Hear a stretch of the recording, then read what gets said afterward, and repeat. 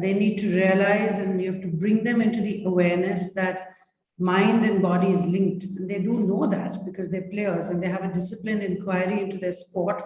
However, what's been lacking, especially in India, is the ability to generate a response when you're feeling vulnerable.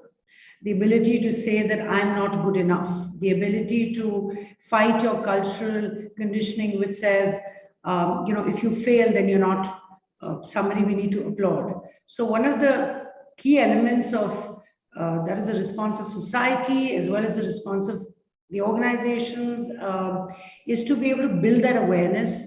Also, we must realize that athletes fail more than they succeed.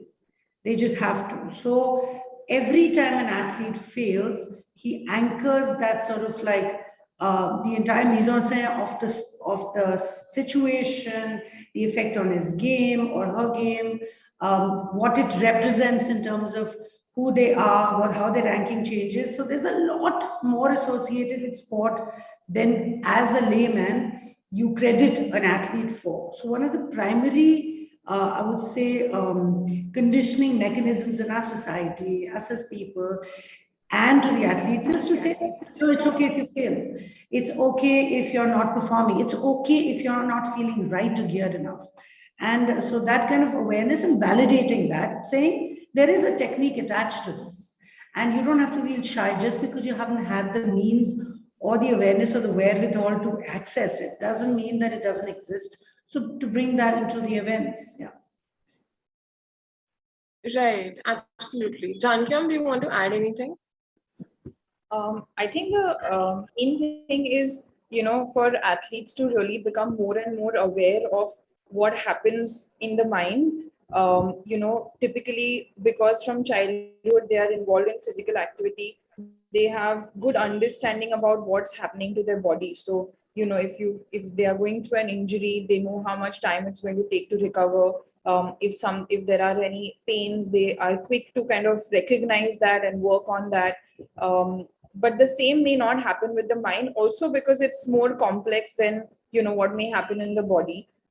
What happens in the body is much more easily observable and easy to understand, whereas what happens in the mind can take time for athletes to recognize and understand. And I think that's the first step of education for athletes, to become more aware about their mental health. And one part of it is what Radhika spoke about, is to become aware about the fact that attention needs to be given to the mind. But once you're giving attention, how do you understand what's happening? How do you understand that you need help? What kind of help do you need? So I think more and more work and emphasis on that regards is also something that is key.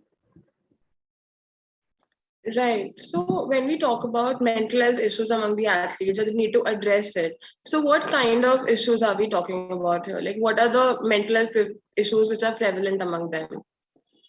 So I think, sport being so highly competitive, I think pressure is one of the key aspects that athletes struggle with: pressure, stress, anxiety. And this is very commonly known and understood by athletes. However, till the recent past was something that was not spoken about. Athletes were apprehensive to seek help when they experience something like that.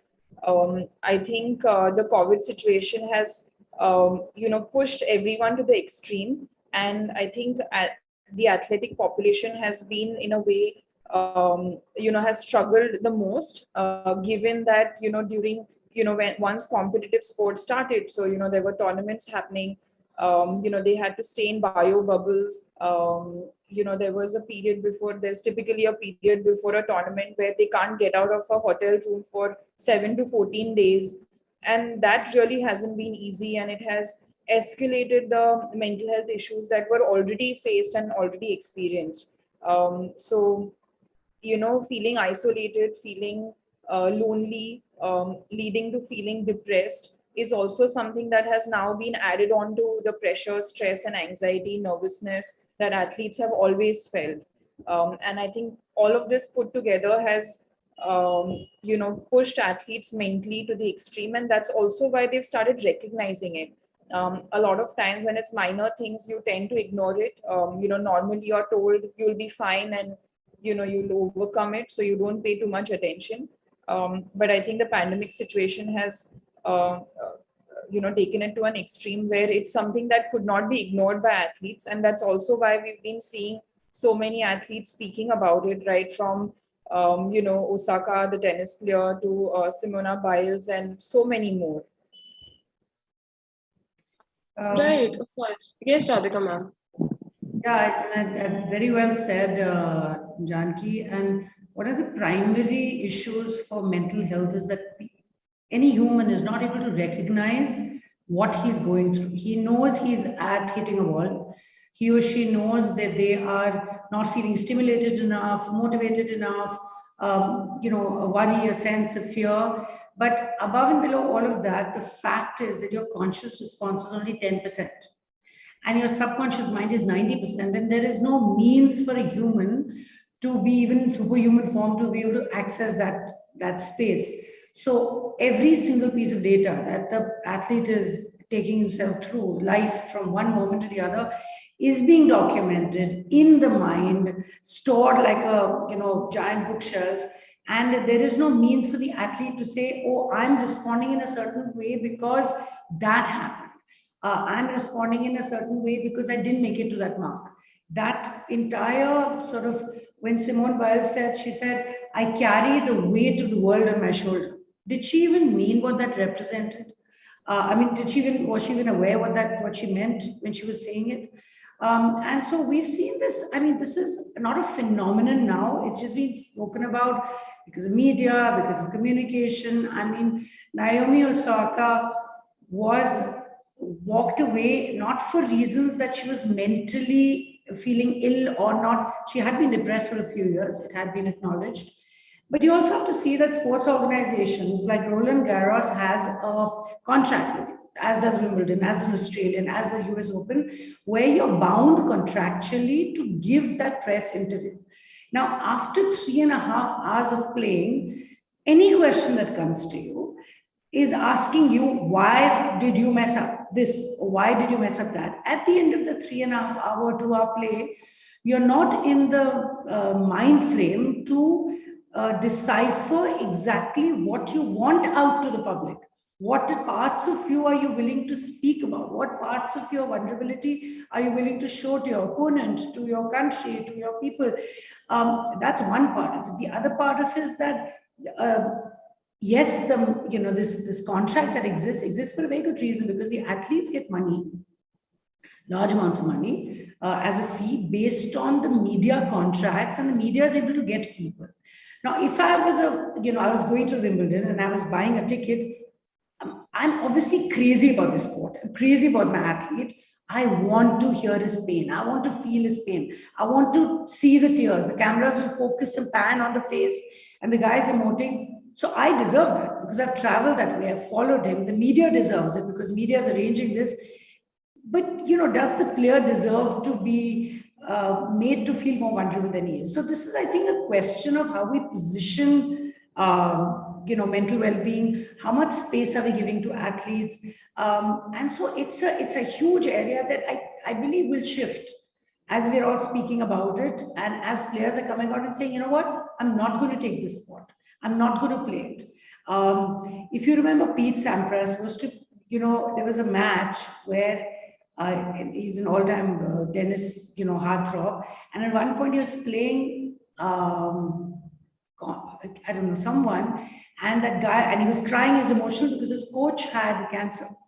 And he started crying. And his opponent said, should we play another time? And till that point, Sampras was losing. When the opponent said that, he won the game. So what is the kind of pressure? What do you need to trigger yourself? What are the conditions? It's a very huge sort of like canvas. I don't think it's easy to kind of identify. It's just great that mental well-being is being acknowledged and the human component is being recognized. I think that's amazing. That's very well put, ma'am. As you said that mental health issues, they can come because of the pressure that these athletes face because of the media, from their fans, and also because of the sports organizations that are associated with. So, how do you think that these three factors or these three stakeholders can play a role in betterment of mental health issues? Well, honestly, one of the first, the audience, first, the people who recognize sport as something that is competitive, that is valuable, they follow players, must recognize, and it's so easy to abandon the fact that that person, that athlete is a human. We've seen through times that somebody's going through a divorce and he's not played well. He's all set to win. So the first classic conditioning that has to change is my athlete is a human. I cannot penetrate his life. I do not need to know more than he's showing me. So that's one entire like catharsis can be avoided. The other level is for the media to know that there's only that much I want to draw out of this for getting my sort of like home run, for the fact that I have taken so much, leverage to get into the game or to go behind the green room. Or so the media needs to also recognize that there's only that much I can disturb. I do not want to break the player, and players have broken down. They've collapsed because of pressure. That's a responsibility. Also, the responsibility of organizations to offer, and I know this happens in India all the time, to be able to offer that financial space for a lot of athletes are intimidated to approach me because they know who I work with. Time and again, I've made a concession, but overall, they don't believe that they're deserving or worthy of going through mental coaching or going through mind training. So I think it is the responsibility of the media to also open that up instead of only putting up stories that are negative. To be able to curate the right stories, to put up the right information. And yeah, those are the few things that are important. Right, Janki, do you want to add? Yeah. To add to that, I think the answer to your question is quite straightforward. I think the first thing is that there's definitely advancement within the support that athletes need in today's day, and I think we are seeing that as a result, and we saw that in the previous Olympics that just happened. There is a lot of sports science support that athletes get, including support in terms of mental training and sports psychology. When we started Samiksha Sports 12 years back, we were the first ones to do this kind of work within India. And over the last 12 years, we've definitely seen organizations, coaches, parents, athletes, all trying to seek out this help.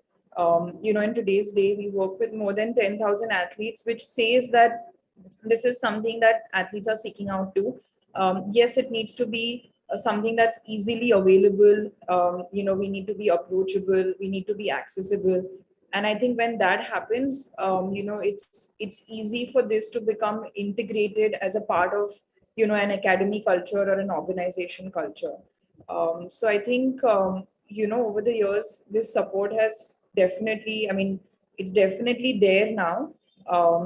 For the matter of fact, we have the Paralympic Games coming up very soon.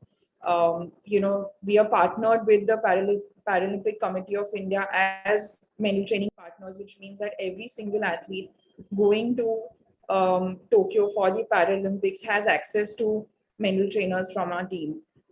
So I think it has definitely, the scenario has definitely changed, and I feel with more and more people like us doing this work, where we are kind of approachable and there to support athletes, I think it will even get better with times to come. So I think, the openness in having a sports psychologist offering mental training is definitely there in today's day. Right, absolutely. So, as you mentioned about sports psychologists, the role that they play in betterment of athletes, sports psychology in India is still a very upcoming field, and there are a lot of stigmas associated with it. So, how do you address these stigmas, especially in our Indian context? I believe Sorry, I think the voice. I think you want to repeat it because I don't believe Janki could hear that. Yeah, Hello, your voice. am I audible? Yeah, now you're audible. Okay, I'm sorry. I was saying that as you mentioned about sports psychologists and the role that they play in betterment of athletes' mental health. So when we talk about the field overall. It's an upcoming field in India, and definitely, like I have observed this, that this field has associated with it a lot of stigmas. So how do you address those stigmas when it comes to sports psychology? I think it's about talking to the main stakeholders, which is coaches, organizations, and parents. They are the ones mostly making decisions for young athletes. You start playing competitive sport much before the age of 18. So it's actually talking to them and helping them understand that how sports psychology actually is very different from mainstream psychology. The understanding in today's day is that, okay, I go to a psychologist when there is a problem. So when I feel depressed, when I feel anxiety, when I feel pressure. Yes, that's one part of it. But the way sports psychology is different from any other field in psychology is that it's very similar to training, right? It's more of mental training, where just like athletes train physically, they do their fitness and physical training on an everyday basis to get better so that their performance is enhanced. And mental training works in a very similar fashion. Um, Working on problems so the curative part of it is one aspect of other aspect is the measure. Confident, disciplined, determined, needs to be able to focus, needs to be able to handle pressure. And these are skills that they learn through mental training. Am I audible? Ma'am, you're audible now. Your voice was breaking in between. Can you please repeat your last statement? Hello. Uh, Ma'am, your internet is not stable. Can you please check with your internet connection?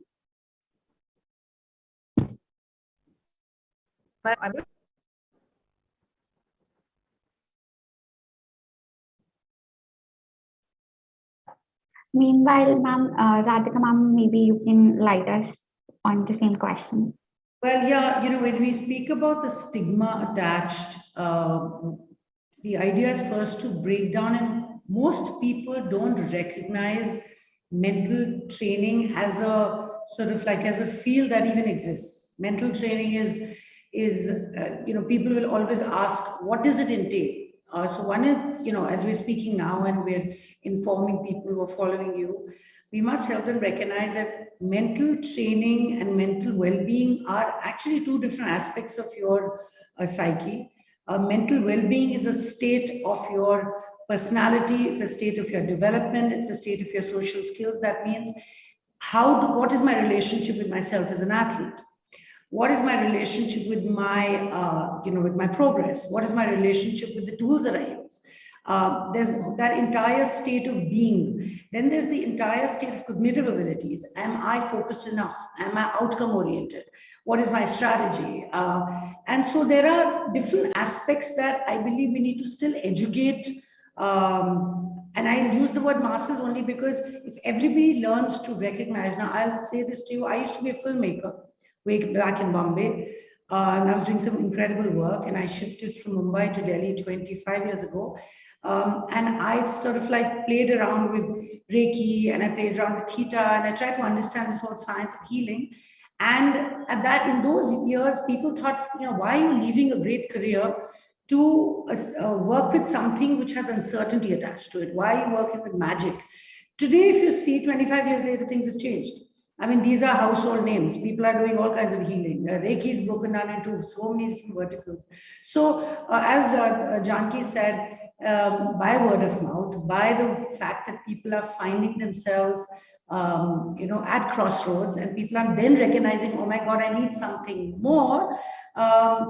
People are then like a domino effect saying, yes, I fell. Yes, I wasn't felt good enough. Yes, didn't recognize myself to be, well deserving. And so now I'm ready for something else. Is there something else? And then that something else appears. So it's really it's a means of us creating the possibility for people to say, it's okay for me not to be okay. It's okay for me not to be part of the team. It's okay for me to have felt I wasn't well deserving.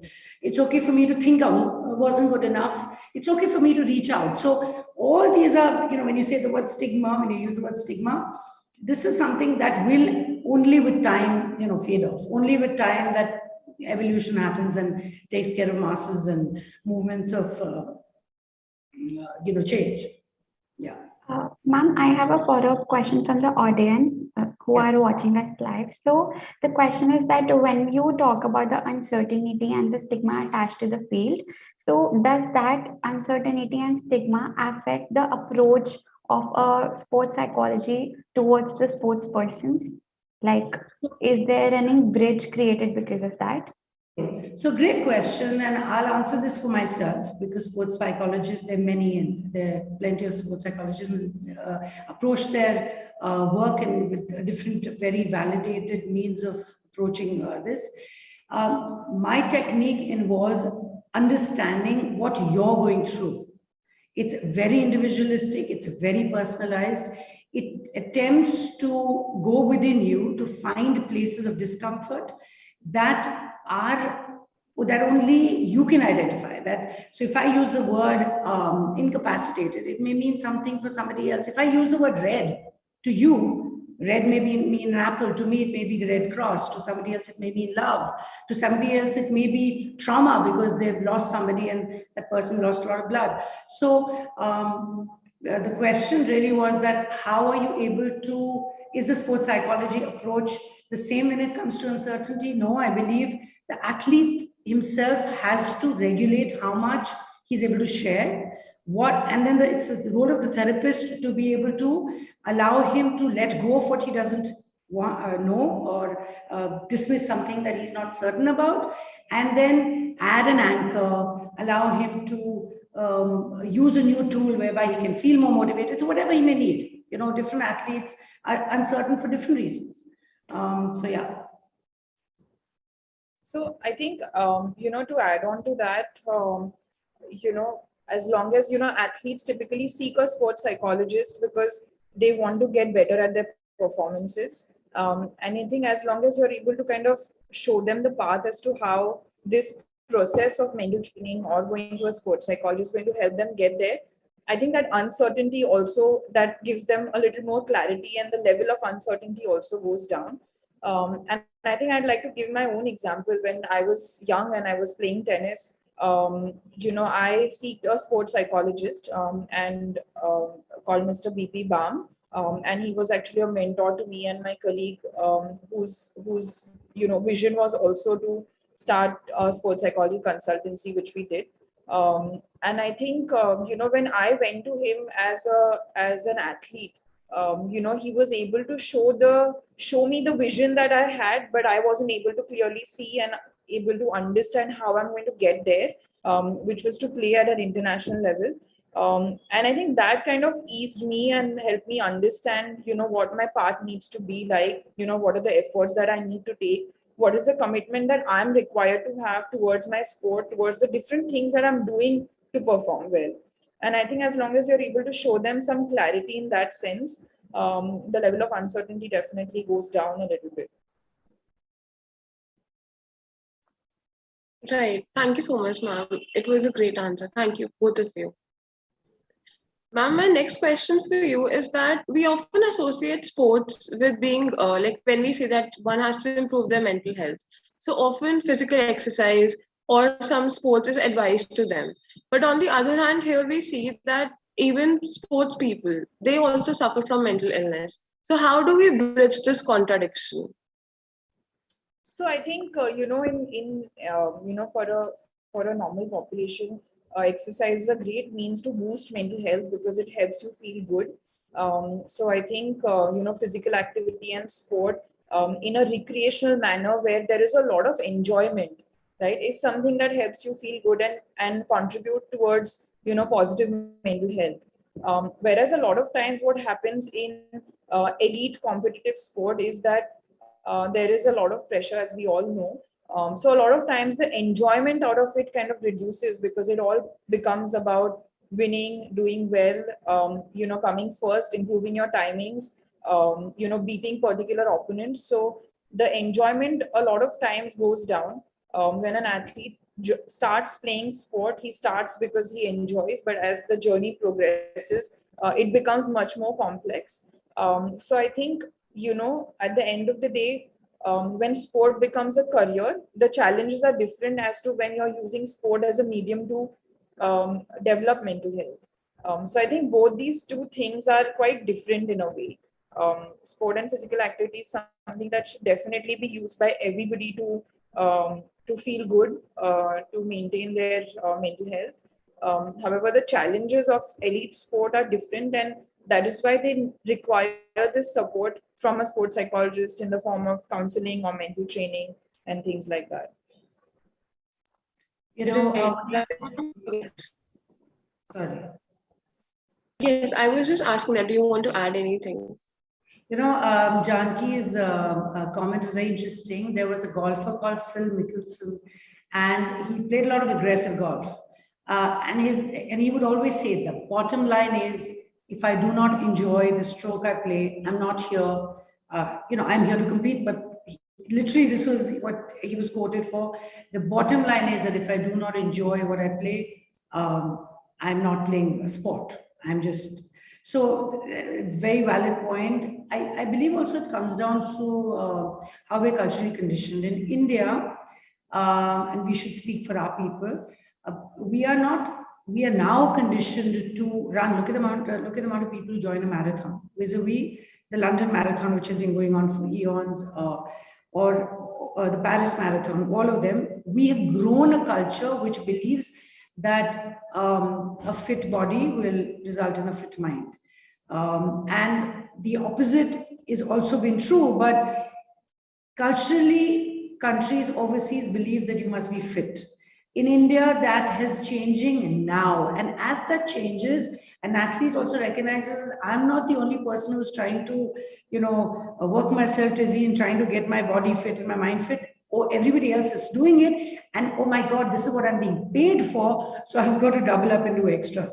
So I believe all of this will change in the way that we feed our culture and the way our culture is collectively responding to health, responding to nutrition, responding to diet. And when was the last time we heard of a dietitian in the 50s and 60s and 70s?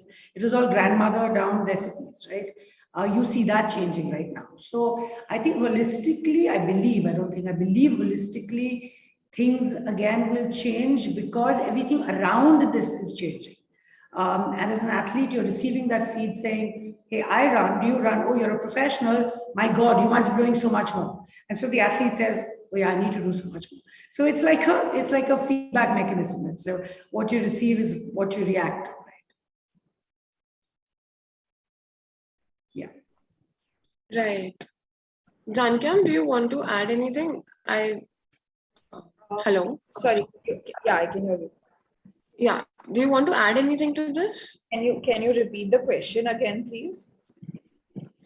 No, it's the previous question only, which I had asked about sports psychology, that how the stigma is associated to it and how there is a contradiction between people who see sports psychology as a way to improve their mental fitness as well. And on the other hand, people who practice sports as a profession and the mental associated with them. Yeah. No, I think, I spoke initially and Radhika also covered the point. I think one of the great mediums that we have in India, which should be used for this purpose of enhancing mental well-being, whether in a general population or athletic population, is yoga. Within our culture, Radhika was speaking about, what is ingrained within our culture. And I think that is so much, a part of a culture, something born in India, something that everybody connects to, whether it's a 18-year-old athlete or a 60-year-old adult. I think that is something that everybody can seek to work on mental health and mental training as well. In fact, when we also do our work with athletes, we use a conjunction of both Western mental training as well as using the Indian philosophy from yoga. And I think whether you play sport or recreationally, whether you play sport at a beginner level, at an intermediate level, at an advanced level, or whether you're a professional, I think that is a great medium to use for yourself at the outset to at least start on your mental training and your mental health. Right. So my next question for you is that what are your views on stigma when it comes to elite athletes seeking for mental health help? Like what are the stigmas that they face in person? I think, like I said, the first one is really maybe athletes feeling that if I'm going to a sports psychologist, does it mean I have a problem? And the answer to that is no. Just like I was saying earlier, just like you train technically to work on your skill, you train physically to work on your fitness, you need to train mentally to work on your mental toughness. And I think as long as, athletes, coaches, and everybody around them understand that, it's easy to kind of overcome that stigma that is there. But I think that's the biggest issue. Also, I think there is we're a large population with a lot of athletes, but only a handful of sports psychologists, qualified trained sports psychologists. And I think that also, along with the stigma, that also adds fuel to the fire in a way that there aren't enough people working within this field as of today. But I'm confident that will change over time and that will contribute to athletes being able to reach out. I think the other stigma is also, athletes don't know what mental training is. What is it that I do when I do a session? What is it that I'm supposed to do when I talk to a sports psychologist? So that anxiety is also there in seeking a sports psychologist. Whereas when it comes to fitness or anything else, even nutrition for that matter, it's quite straightforward. They have an understanding of what it is. So I think giving them helping them explore what it really involves, what it entails, will help them open up to this. So having free resources for them, giving them an opportunity to explore is something that we felt has helped us in opening their minds to what this is. So I think these 2-3 things have been at the core. But I would also like to add, on the positive side, we see that changing drastically over the last 5 to 6 years. I would like to believe that this stigma is towards the end of its being, and hopefully by 2024, 28, we probably won't be speaking about the stigma and moving on to how athletes are actually working on their mind. So I feel that transition is definitely something that is happening in today's day, which is, I think, a great positive thing for us overall. I would just add to that, saying, so I agree on the last bit that Janki is saying. There's a huge transition. I've been working with the defending champions. I've worked with 2008 Olympics, 12, 16, 20. So the athletes I worked with, whether it was Rajavardhan Rathod, he got silver for the country, Abhinavendra got gold, Ranjit Sodhi today has been the maximum number of medals he's had, PV Sindhu, all of them and more. Even in 2008, when I worked with them, they knew that mental coaching, there was no stigma in their head. They were very sure that they had already had the exposure of traveling for many World Cup events, and they knew that it was something they were seeking. They already had coaches, and they wanted to get somebody who would understand their language or would understand their ethos. They would understand where they're coming from. They wanted a change, whatever that may be. So in my opinion, elite athletes who've already had, or maybe I've just worked too long, have always understood, and that word stigma is really something we use in India, or it's a word that is now being naturalized as a new sort of like language to be spoken about, covers media articles, covers magazines. It should be removed, like Janki is saying. It's been there, done that. The more you take a concept and make it look larger than life, the more scarier it becomes. So that's a great point. However, all elite athletes are not really approaching a therapist because there's a stigma. They don't really care about what it does. They want to improve their game. They may not be aware of exactly what kind and what level of coaching that they receive. However, because of the exposure, like I said, all of them have naturally had coaches, international coaches. They've had the exposure. They know what their competitors are going through. And so it's not really a stigma anymore. Yeah. Thank you so much, ma'am, for such insight. So I have another question from the audience. Is that are there any new structure that has come up that provides mental health training, or that how mental health is very important in this journey in the initial stage of an athlete, like right now in the current scenarios? In the current scenario, all governments, whether it's here, I have a lot of coaches who are friends overseas, all governments, especially when it comes down to the ultimate sport, which is the Olympics, they become very sensitive to the fact that they need to address the needs of the Olympians. And so it triggers down. It's like an effect that triggers down from there. And all organizations are willing to offer, concessions. All organizations are willing to speak more about it. It's like a domino effect, right? One thing happens and it cascades down. So all sports federations, just before the Olympics, had that one player or the two players, our shooting contingent had 14. And so that disappointment that nobody has won just creates like this, sort of like volcanic effect where everybody now is asking to address the change. So it's what happens. Somebody wins, people want to do better. Numbers of people lose. Again, people want to address this. So it kind of reaches that and it trickles down again. And then again, systems take over. There's a lot of lapse in our system. I have to say this. There's a lot of political, mayhem inside the structure. Federations are not completely honest with the way they use their funds. So all of that is part of the game. I mean, we have to face it. It's a very large country. The funds are very largely, distributed. There is no transparency. So the means are available, but the athletes are not able to access those resources. It's very sad, but I think it happens all over the world. So, that's where we are at. No, I'd just like to add on to that, your question about, is there a structure now for athletes to work on their mental health, and, what's the status with that?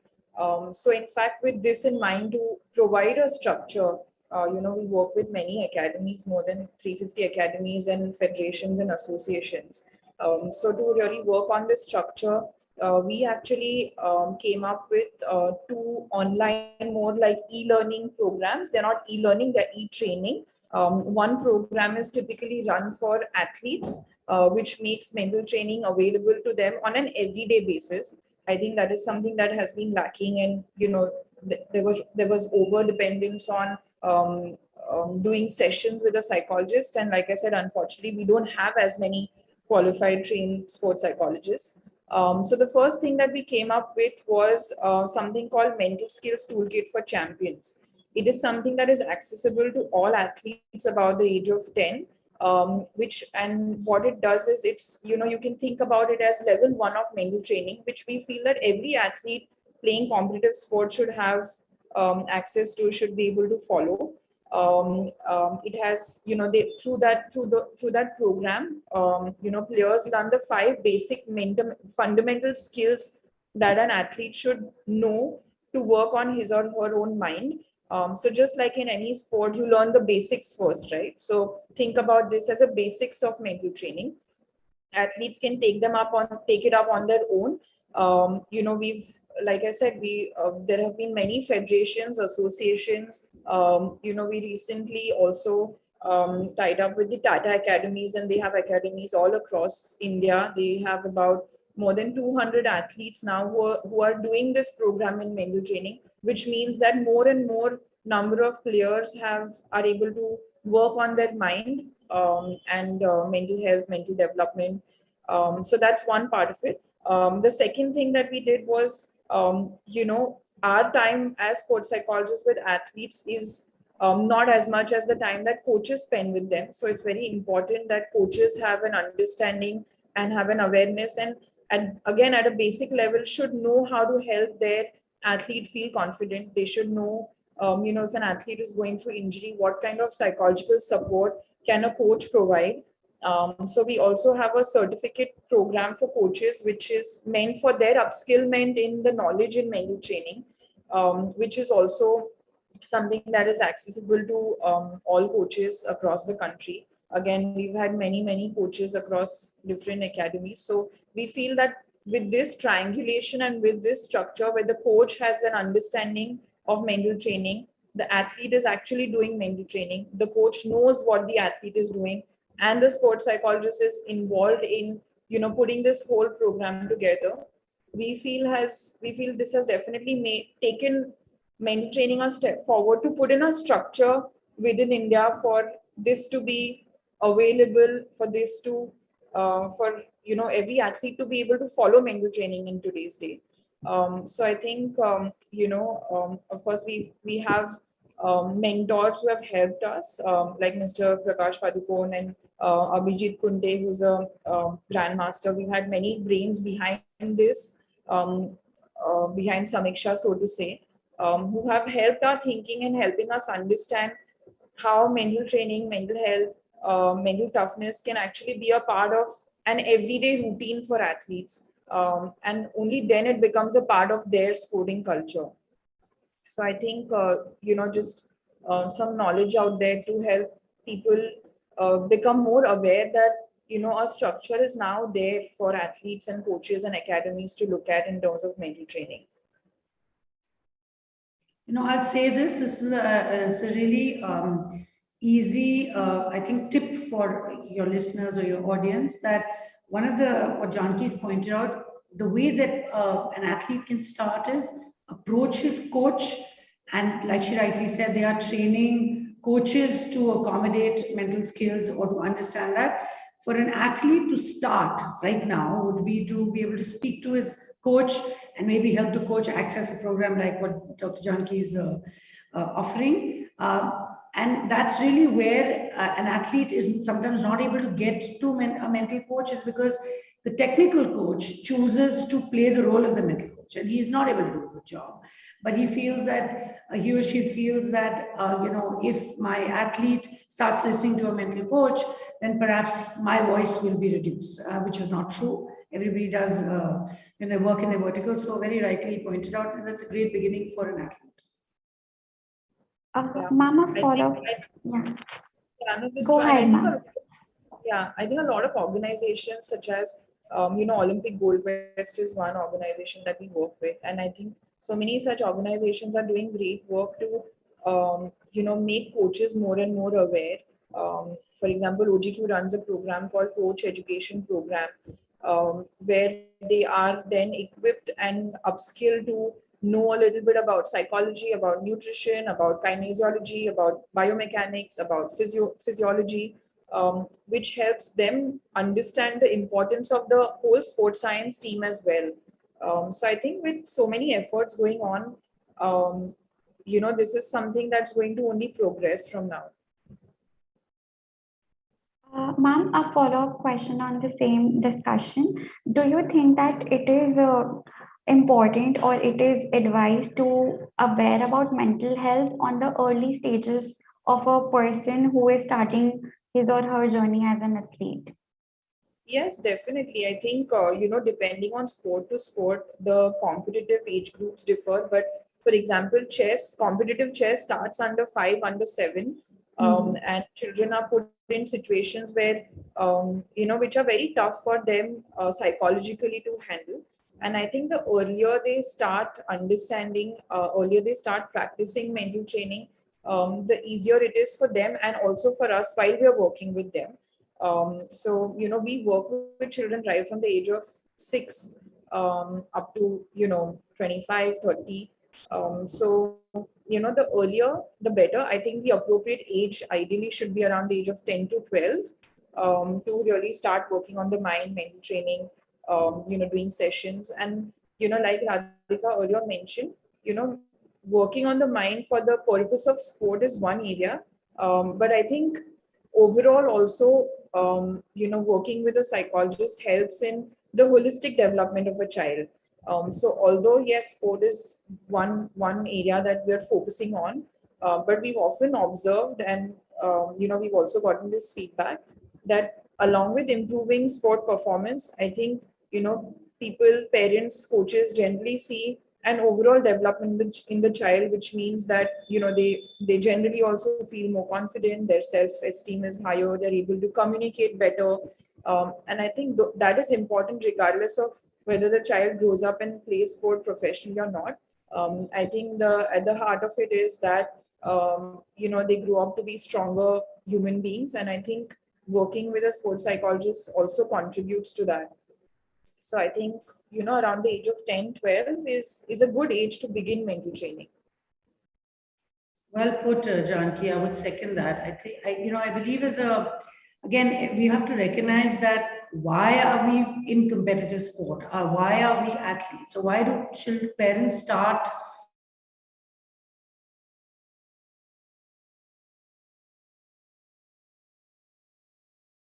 holistic development is to be competitive? And every athlete who starts, I mean, you go to an academy and there will be just few and far between who even want to compete. So when we begin, that's one part of this answer. The other is that, like Janki also talked about earlier, why is it that we focus only on nutrition? Why is it that we only focus on diet? Why is it that we only focus on... This has to be one part of how you address your life. And this is true not just for a sportsman or an athlete, for a child today, in today's times, everything is so competitive. And, access to the digital age has made it even worse. Now with COVID, it's even worse.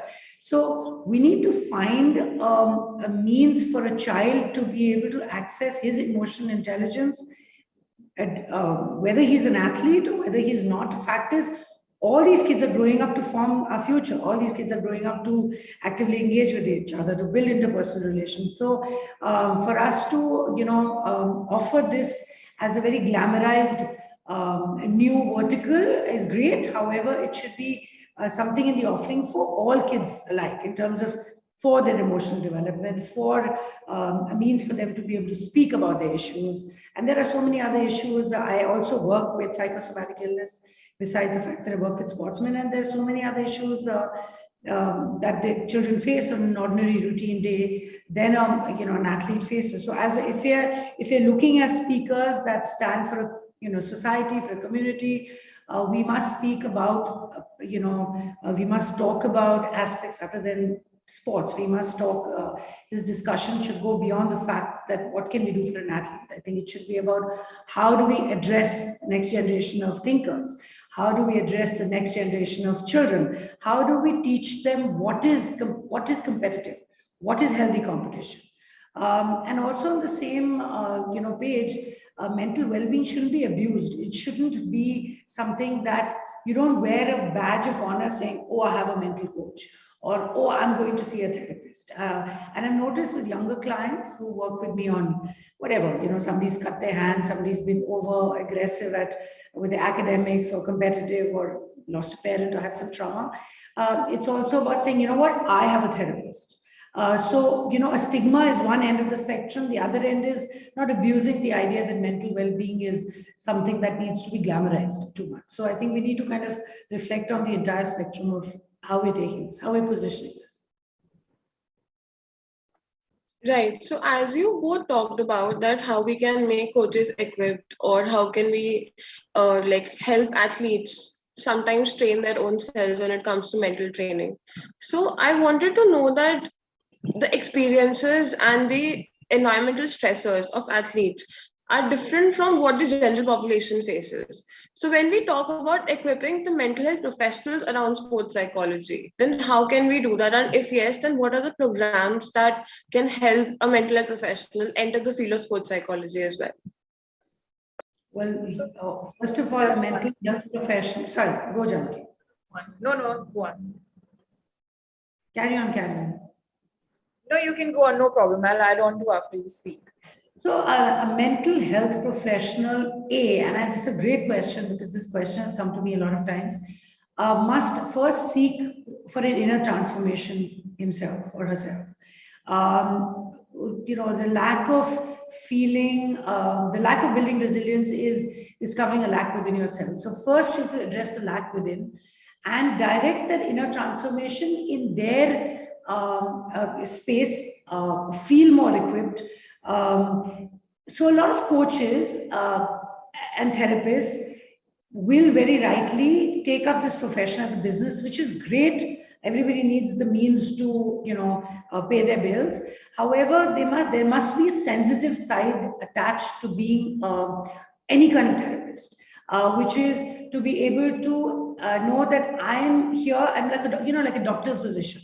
You don't want to call a hospital, get to a hospital and say, I have a patient, and the doctor says, I'm sorry, the hospital says, where's the money, or how much of this bill are you willing to pay, and do you have insurance? And so one of the abilities or the skills that a mental health professional needs to realize is that they must feel complete by themselves.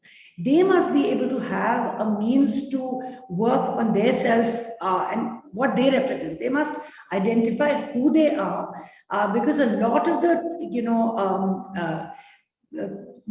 lot of the needs that they're going to provide to their clientele are going to be a reflection of who they are and what they represent and how sturdy they are as therapists and as counselors. So I believe inner transformation is very large and it needs to be addressed before a mental health professional says, I'm equipped to take on this profession. It's not like being a great carpenter, a great interior decorator, because they can be weak, be vulnerable, and yet do a damn good job. But a mental health professional needs to thoroughly examine his or her inner stance before offering this as a space that can address somebody else's needs. Yeah, Janki. Yeah, no, I just like to add on to that. Unfortunately, in our country, we don't have a governing body for psychologists, whereas which is the case in any Western country, may it be UK, Australia, US. So that I feel creates that is a big problem within our country. But like Radhika just said, I think you need to be true to yourself, which means that just like a doctor will go through an MBBS training, and without that will not be able to practice. I think, formal education in psychology, we have good bachelor psychology programs in India. If you want to specialize in sport, I think doing sports psychology is also very important. And in today's day, we have masters in sports psychology programs within India. And I think that is something that students can look at now. Um, up till a few years back, there was no option but to do it from abroad, whereas that is not the case in today's day. So if you want to practice as a sports psychologist, at least to do your master's in sports psychology, work under, typically abroad, you would work under supervision before you start consulting and counseling and talking to athletes. So to go through that professional process for yourself, even though there is no governing body, I think is key, because at the end of the day, you are dealing with lives of athletes, you have an impact on them. And I think that professional training is extremely important. Unfortunately, we have short courses, 1 month courses, diplomas, and we see a lot of people practicing as a whatever mental health conditioning coach, peak performance coach, after doing short courses. I feel the difference is that, if you're not well, you would go to a doctor, and you wouldn't go to a chemist and ask for, or a compounder and ask for medicine. And I think it's the same. And I think this is more important for athletes, coaches, academies, organizations to know, that when you're seeking out sports psychologists, it's okay to check for their credentials, their experience, and go in with doing this with open minds rather than, just doing it for the sake of it. So I think, as a practitioner for yourself, like Radhika said, you have to be true to yourself. You have to know that you've gone through appropriate professional training before you start working. And I think for everybody else who, like coaches, parents, know what you're getting into. There's no harm asking for the psychologist or the sports psychologist for, their credentials, their training, their accreditations, and then get your child involved with a sports psychologist. So I would just kind of, say that. Ma'am, we have another question from the audience for Radhika ma'am specifically, that how do we draw, or what is it? There's this thin line between a celebrity and a sports person, and how does the both of the roles affect their mental health on different levels? It's funny how this question is not the first time. This is it's actually quite delightful. This question comes up over again. An athlete is a celebrity because he is so much greater than an actor. I'll say that only because I've been training for too many years. You have to wake up every single morning. I mean, if I can just speak about Abhinav Bindra, would wake up every single morning. Every day was like his Olympic final. And so that's the kind of dedication elite athletes put into a sport. They are not afraid of changing their technique. They are not afraid of, addressing their vulnerabilities. As an actor, you perform to a camera. You are not performing to an live audience or to an audience. So there is I believe it's a much thicker line than, it's not a thin line. It's a thick line. In terms of the status, I believe it's the same.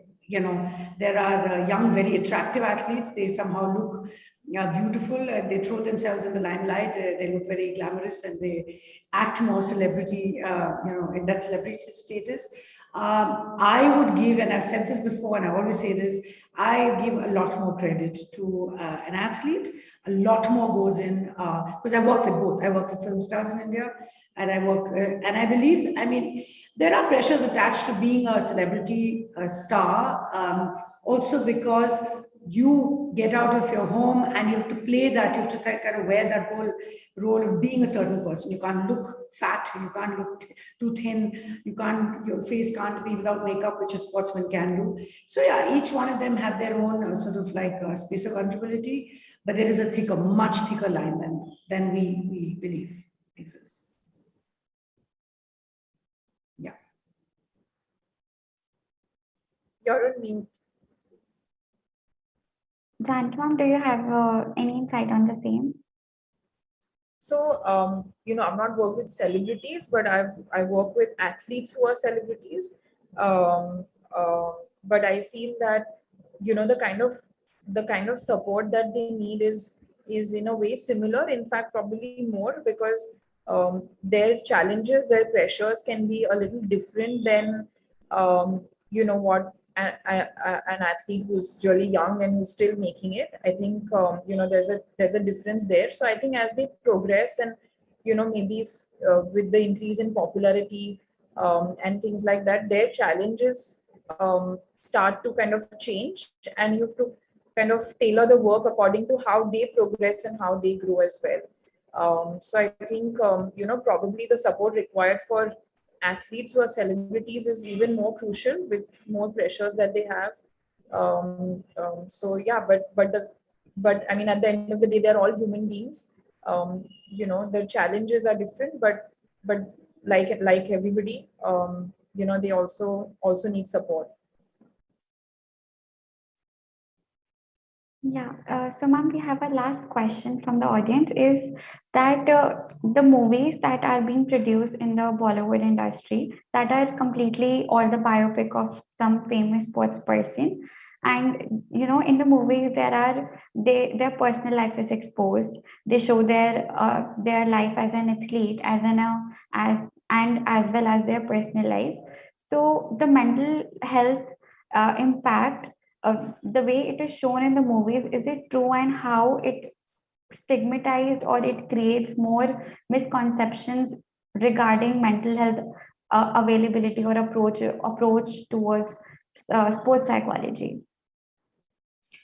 Well, I would say, sorry, go maybe. No, I think maybe in Bollywood movies there probably isn't, maybe, I don't know, maybe not enough attention given to the role of a sports psychologist. But I think there are a lot of documentaries that come up. We see them on Netflix, Amazon Prime, and I think some examples are, there's a documentary on Andy Murray. There's a documentary on Carolina Marin. There's something on Michael Jordan. And I think in all these series or documentaries, the role of a sports psychologist is very much highlighted. All these athletes have had sports psychologists. I think with Indian athletes, maybe probably there weren't formal sports psychologists working with them, but each one of them have had their own mentors and have guided them in their mental journey. So I feel that it's something that may not be highlighted, but I'm not sure how it has been stigmatized. What they're trying to, I think, show is that the downside or the tough moments that an athlete has gone through, which we don't know, right? Which we don't see unless you're closely associated with them. An individual may not know, and I think that's what they're trying to portray. That athletes go through a lot mentally, but I don't think they're trying to stigmatize it and say that, going to a sports psychologist or seeking mental health, or they're not paying attention to mental health is something that I don't think that that's the point of what they're trying to show. I think it's more about helping people understand what the journey really is, both, physically and also mentally. Yeah, I believe that that most elite athletes, at least with me, and I know this works around the world, has a confidentiality contract attached to. I sign a confidentiality contract, so I will not even reveal who I'm, training until such time that the athlete themselves chooses to reveal that they're working with me. So that's one part. Having said that, why is this important is because there's so many different aspects of you, besides the aspect of being performing to meet end goal. Again, I believe movies are fantastic ways of highlighting the catharsis that the human component behind an athlete, the trials that he has to go through, the painstaking ritual, the discipline that they have to inculcate, all the trauma that they go through, all the failures that they had. In the beginning of this, I said an athlete fails more than he succeeds. So I believe it's wonderful for athletes to share their biopic in movies, because there's so much learning, there's so much that people are able to learn and grow and evolve out of that truth that is out there. Yeah. Ma'am, that's very well put, that an athlete fails more than they succeed. And I would like to thank you both for such grateful insights. And on behalf of Psychologs, I would like to extend my heartfelt appreciation and gratitude towards the panelists today, Dr. Radhika Kawlra and Dr. Janki Rajpura, for enlightening us with their outstanding knowledge and experience. Ma'am, today you have helped us expand our mindset, and it was an absolutely mind-blowing panel discussion. The topic has helped us explore the aspect of mental health stigmas related to sports and greatly needs emphasis on. Thank you so much. Thank you very much. Thank you, ma'am, for being here. Thank you.